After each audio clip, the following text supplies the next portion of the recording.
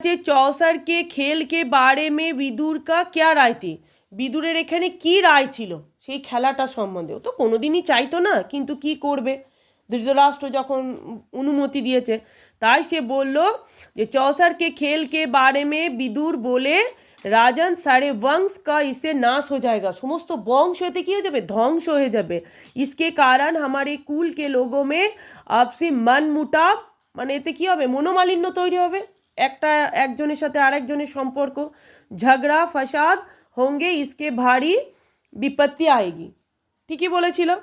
আর last কি আছে, দুর্যোধনকে kiss তর্ক সে ধৃতরাষ্ট্র उसके बातें मानने में विवश हो गया। দুর্যোধন কি এমন তর্ক করলো যাতে ধৃতরাষ্ট্র সেই খেলাটা মানতে রাজি হলো। যখন দুর্যোধন বলল যে দেখো আমরা তো এই খেলাটা আবিষ্কার করিনি বা এই খেলাটা আমরা তো তৈরি করিনি, আমাদের পূর্বপুরুষরা তৈরি করেছিল, এই কথা শুনেই ধৃতরাষ্ট্র তখন